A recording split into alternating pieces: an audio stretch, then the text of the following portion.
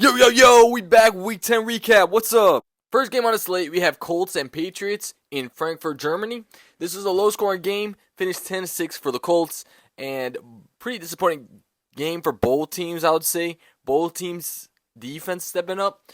For the Colts, they usually been high-scoring this season, but they got limited to 10 points, but that was still enough to get a win over the Patriots. Colts' defense actually stepped up, especially that defensive line, limiting the Patriots' rush offense. And, Mac Jones couldn't get anything going. Mac Jones got sacked 5 times, threw a pick, and for some reason was benched in the last 2 minutes of the game. And with that, Bailey Zappi stepped in the game, which was pretty interesting. In the last play for the Patriots drive, they had a chance, but Bailey Zappi faked the spike on 4th down and threw it a triple coverage. Or it wasn't 4th down, it was first actually. But still, interesting play call. Colts were able to get it done, and they finish now. They're 500 with a record of 500. Patriots go to 2-8. They still got things to figure out. Bill Belichick's seat is on fire right now. I wanted to say Mac Jones is the problem, but he doesn't have any weapons with the Patriots, and the Patriots have not been helping him out at all. The play call has been a little suspect as well, so it's a lot of trouble in New England right now. What we need to do now is get focused and stop pointing fingers. You're a problem. You're a real problem. Next, we had the battle between two great teams here. We had Browns at Ravens, two division rivals here. This was a hell of a game.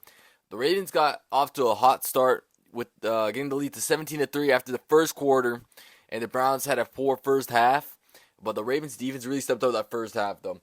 The second half, though, Deshaun Watson went for a tear, completing 14 for 14 of its passes and just going off. They were losing by 14 in the fourth quarter and were able to manage to come back here. They had the edge in the rushing yards and in time of possession. It started off with Deshaun Watson throwing for a 14-yard touchdown, I believe, to Elijah Moore, and Lamar Jackson throwing a pick six. Not really his fault. His pass got popped up in the air. Greg Newsome got it and took it back to the end zone. This game has huge implications, and the Browns defense was definitely able to step up, getting 2 interceptions off Lamar Jackson and 3 sacks. The Browns now sit 1 game behind the Ravens in their division, so this is definitely going to be a close battle, and the Bengals are slowly creeping up, but not after this week, though. A lot of people will stay hating on Deshaun Watson, rightfully so, but on the field, he's been able to come up clutch at times, so as long as he's able to stay healthy, this Browns team is looking legit. Cut that bitch right off, I feel like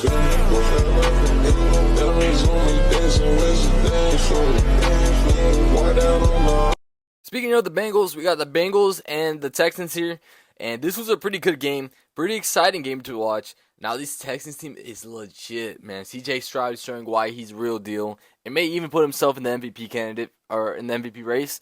He threw for 356 yards, did throw a touchdown, and towards the end of the fourth quarter did throw an interception, almost cost them the game.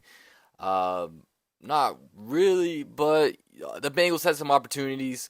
They had an opportunity to score a touchdown with Tyler Boyd in the end zone on 3rd and goal with, I think, the last 2 minutes of the game. He dropped it. Huge mistake for the Bengals there, so they had to settle for the tie instead of taking the lead. If he would have caught that, they might have won the game instead. They would have had 31 points, but they had to settle with a tie. CJ Stroud was able to lead the team back to the other team's sideline and get it within field goal range. So CJ Stroud, he's heating up. But this Texans team is weird, man. If you look at their schedule, they lose to the bad team. They lost to the Ravens the first week, understandable. Lost to the Colts, lost to the Panthers, lost to the Falcons, but also have wins over the Jags, Steelers, Bucks, and now the Bengals. So this definitely brings the Texans up. They have more likelihood of making the playoffs. Now they stand at 5-4. The Bengals now stand at 5-4 as well. Then they're going to need a lot of work done if they want to win this division or even make the playoffs. But no, for real though, CJ Stroud is definitely going to win Rookie of the Year, and he may even put himself in the MVP candidate as he's putting up crazy numbers right now in his rookie season. I gotta tell you, it was perfect. Perfect. Everything, down to the last minute details. Next, we got the Packers at Steelers, and the Steelers were outgained once again. Likely theme in this season for them. But the defense did step up. Thankfully, they had to play against Jordan Love. Jordan Love completed barely 50% of his passes and did have a couple turnovers. The Steelers continue to pick up momentum as they win these close games that they always get outgained. They seem on offense like they're struggling, but they always find a way to win. It's definitely probably the defense. Credit to the defense there. As for the Packers, they struggle to drive the ball against this tough Steelers defense. Jordan Love did throw 2 picks, only completed 50% of his passes. They only had 13 points in the first half and 6 points in the second half. Could not complete the comeback. So the Packers, they're definitely struggling. It's not their year this year. Probably gonna wait for a draft pick or next year just sign a weapon, someone to help Jordan Love, improve the O-line. Just something to help this young kid out, man. Packers, help your guy. Just looking at the stats real quick. The weapons didn't need too bad. Jaden Reed had 5 catches for 84 yards and a touchdown. Luke Musgrave had 2 catches for 64 yards. Dontavian Wicks had 3 catches for 51 yards. Christian Watson only had 2 catches for 23 yards, had 7 targets. So he was probably defended well. So they might just need that number 1 guy that can just get them open all the time. So we'll see what happens during the offseason.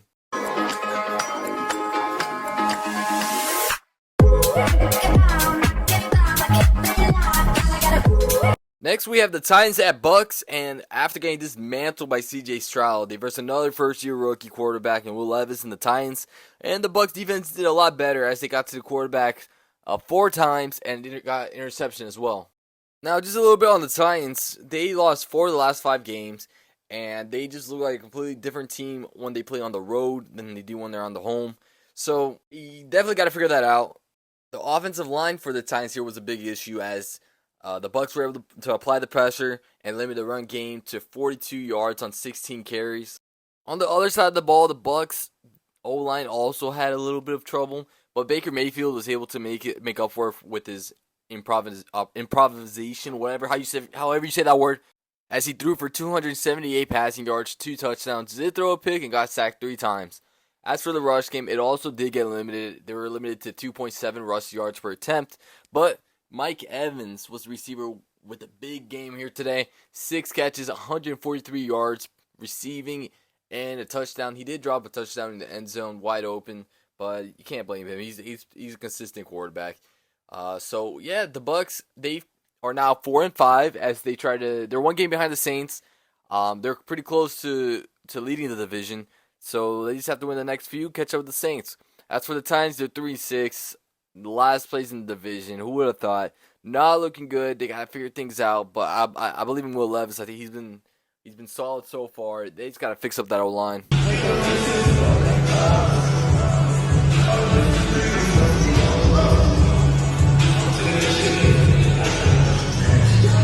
Next, we had the Niners at Jags, and this was the dismantling of the Jags, man. The Niners are back. They got their momentum back after the much-needed bye week, coming from a 3-game losing streak. Not very good, but Brock Purdy came back. They had Deebo Samuel, Trent Williams back, and that definitely helped Brock Purdy. Those 2 players definitely make a difference. He ended up with 296 passing yards, 3 touchdowns, averaged 11.4 yards per pass. Only got touched twice and only lost 9 yards, so he had a good game. Christian McCaffrey averaged 5.9 yards a carry for 95 yards, and unfortunately his touchdown streak did end here. Other big playmakers, George Kittle, 116 yards receiving.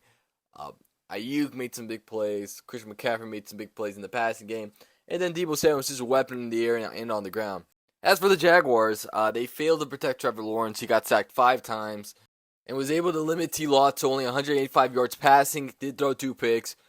They also limited Travis Etienne to only 3.9 yards carry, 9 carries, 35 yards. They went down early, couldn't run the ball a lot. Big playmakers in the passing was Christian Kirk, 6 catches, 104 yards. Calvin Ridley was non-existent, 2 catches for 20 yards, only 3 targets. Christian Kirk was the one with the most targets here, had 11 targets, 6 catches. Good for them. Jags just lost. This is a bad game for the Jags, man. O-line did not show out. The Jags now fall to 6-3. They still lead the division. San Francisco now goes to 6-3 as well. They also lead the division. Seahawks are right behind them. For the Jags, the Texans are actually trying to catch up to them. So we got to watch out for the Texans there. They might actually steal this division from the Jags, as they also have a win over the Jags as well during the season. There's something behind you. Next up, we have the Saints at the Minnesota Vikings. And the Vikings defense actually stepped up. They limited the Saints to only 215 passing yards, which is, it's not the greatest, but still that's good for a team that primarily passes. Derek Carr did get injured during the third quarter, I believe. Jameis Winston had to step in from there. Saints were down big. They're down 24-3 at halftime. But since Derek Carr got injured, Jameis Winston stepped in and was actually starting to do a little comeback in the second half. That's 16 points. Did blew some opportunities there. Couldn't get it done. But Joshua Dobbs, he got the job done for the Vikings, completing 23 out of 34 passes. Had 268 passing yards, a touchdown. Only got touched once. As for the rushing attack, 125 total rushing yards. Only 3.8 yards per rush. And had 2 touchdowns on the ground as well. Dobbs had 8 carries, 44 yards. Definitely carried this team. TJ Hawkinson, 11 catches, 134 yards and a tutty. This Vikings team might be kind of dangerous. Who knows? They're definitely going to make a push for the playoffs. They now sit at 6-4. They're not right behind the Lions, but I think the Lions are sitting at 7-3. So one game behind the Lions. So those matchups are going to be interesting from now on. And the Saints, they fall to 5-5. That division has no one above 500. The Bucs are right behind them. Watch for the Saints. That team probably most likely won't have a wild card team. So whoever wins that division might be the only team going to the playoff. So watch out for that division. It's an interesting situation over there. The man, the myth, the Dobbs.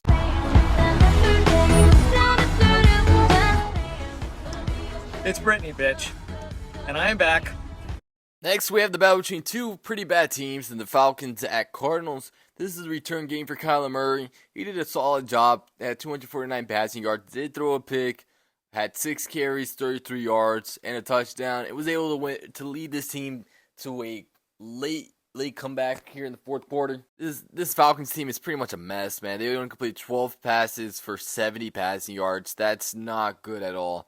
As for the rushing attack, they did give Bijan Robinson more carries. He was able to get 95 rushing yards and average 4.3 yards per carry, and he got a touchdown as well.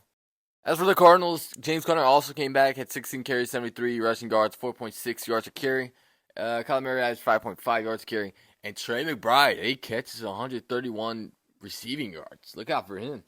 But it'll be interesting to see how the Cardinals do the rest of the season with Kyler Murray back. Is he going to win more games for them, or are they going to still tank? And what about the Falcons, man? Well, they had a hot start to this season. Will they turn things around? They fall to 4-6 right now. 2 games behind. Well, I guess 2 games behind the Saints. The Cardinals, I don't think they have a chance for playoffs. So it'll be interesting. Do the Cardinals try to turn around their season, or they just try to keep losing? Or they might be out of the Caleb Williams Bowl now. Make you want to kick a fat kid at Kmart. You know what I'm saying? Next, we had a hell of a game between the Lions and the Chargers here. Dan Campbell with some balls, going for it on 4th and 2 from Los Angeles' 26-yard line with 1:47 remaining. If they would have made that field goal, it would have gave Justin Herbert and the Chargers a chance to win. But he was determined to have the ball last and put destiny in his own hands. Jared Goff had success in the air, having 333 passing yards through 2 touchdowns. And the impressive part about this win for the Lions, they had no turnovers or no sacks. They also find success in the rushing game. Montgomery had 116 yards rushing, averaging 9.7 yards per carry. Jahmyr Gibbs had 77 yards rushing, averaging 5.5 yards per carry. And they combined for 3 touchdowns. So they definitely starting to split the carries here between Montgomery and Gibbs, as they found Gibbs actually has value. So they're starting to use the rookies now. So good for them. For the receivers, Amon-Ra St. Brown had 8 catches, 156 yards, and a touchdown. Let's see here. Sam Laporta, 4 catches, 40 yards. It was overall an impressive win for the Lions. As for the Chargers, though, Justin Herbert was determined to take this one from the Lions, but didn't have the chance. He had 323 passing yards, 4 touchdowns, did throw a pick. Eckler had 67 yards rushing, but Keenan Allen, man, 11 catches, 175 yards, receiving 2 touchdowns. He put it all out there for them. But it wasn't enough as Kirby Joseph was able to get an interception on Herbert. That might have changed the game for them. Sunshine on the beach with my back out. In a two-piece, make a nigga go. Start blinking, make the city go blackout. Walk with a limp, hip hurt like. Taking pictures. Next, we got the the Giants, versus the Cowboys. And what a bad loss to have for the Giants. Now you have combined points against the Cowboys, 17-89 between the two games, between the Cowboys and the Giants here. Tommy DeVito, he went 14 for 27, only 86 passing yards, 2 touchdowns, 1 interception. Did get sacked 5 times, lost 25 yards. Saquon Barkley, 66 yards rushing, 5.1 average. It was a pretty solid performance by him, but it wasn't enough, man. This Cowboys defense is tough. The Giants are struggling offensively and defensively, apparently, because Dak Prescott he could have done anything he wanted. He had 404 passing yards, 4 touchdowns. They did throw a pick, though. And they also had 168 rushing yards combined. You know, they had Tony Pollard with 55 and Rico Dowdle. Who the heck is that guy? 79 rushing yards, and he also had a touchdown. Brandon Cooks, 9 catches, 173 receiving yards and a touchdown. CeeDee Lamb, 11 catches, 151 receiving yards and a touchdown. Overall, good performance by the Cowboys. They're sitting in a good position. They are 6-3. It looks like they got over those early struggles, man. But that Cardinals loss is still looking bad on that, man. But they are 4-0 at home, so that's making the difference for them. The Giants now sit at 2-8, 1 step closer to the number 1 overall draft pick. And I'm pretty convinced they'll be the one getting Caleb Williams here. So we'll see. Watch out for the offseason time. What's wrong with you, bro? What the heck? You tripping, bro? You tripping?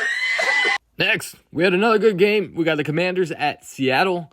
Sam Howell had a pretty good game. 29 completed passes out of 44, 312 passing yards, 3 touchdowns. Only got sacked 3 times. Brian Robinson, man, he had a lot of big plays here. 6 catches, 119 receiving yards, and a touchdown. Not much on the ground, only averaged 4.8 yards per carry and for 38 yards on 8 carries. They refuse to run the ball now, apparently. But I don't blame when you got a quarterback like Sam Howell. He's willing to sling that thing around.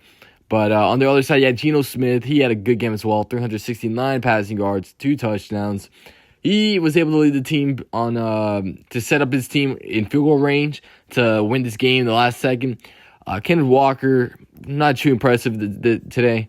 Only 63 rushing yards, but he did get 1 catch for 64 receiving yards, so that's good for them. Geno Smith continues to look good. The Seattle team looks... I don't know how impressive it is to win against the Commanders now, but like Sam Howell is starting to cook, man. He's starting to get in his groove, but, you know, they need better leadership over there. As for the Seahawks, man, they're sitting at 6-3. They're chasing the 49ers, and they're going to play each other soon, so that game's going to tell a lot. And it will have a big determining factor on who's going to be winning that division. Commanders are 4-6. It's not much hope for them. And I need you now tonight. I need you more than ever. Next, probably the battle between the 2 best teams in the league right now. What a matchup for Sunday night. You have the Jets at Raiders, man. Wow, 2 great teams, especially offensively, man. Look at that. Zach Wilson. Ooh, what a pass. Ooh. Yo, that was totally not all Garrett Wilson. And against Aiden O'Connell. Just kidding. The Jets are at Vegas here today. And Zach Wilson had a pretty solid performance. 263 passing yards. Did throw interception, got sacked twice. You can't put too much of the blame on Wilson again. It's repeating. It's the same thing every week. You know, the O-line, it's not great. He makes some questionable decisions at times, but, you know, he doesn't have much support there from the Jets. Nathaniel Hackett's offense isn't pretty creative, I would say. And they did get 108 rushing yards, 54 coming from Zach Wilson. And if you look at the last couple touchdowns they had from the Jets side, it all came from Breece Hall and long carries. Garrett Wilson, 9 catches, 93 yards, still doing his thing, you know. The defense, man, that's a great defense to waste, man. Unfortunately, you have to waste this year. They're just waiting for Aaron Rodgers to come back. If he does come back this year, I'm assuming if they're able to get in, like, playoff range, that he'll be able to come back. But if they're not, I don't think he's going to be wanting to come back. Aiden O'Connell did his thing, did enough to win. The new coach, the interim coach there, He's getting his team motivated to play. Devontae Adams, 6 catches, 86 receiving yards. Good on them. This offense is starting to click now. The defense is still pretty solid. The Raiders' defense is really impressing me this year. So good on them. Raiders sit at 5-5. Jets at 4-5. Both these teams, I don't think they have a shot at playoff. But you never know. Raiders might make a run with this new coach. Turn down for what?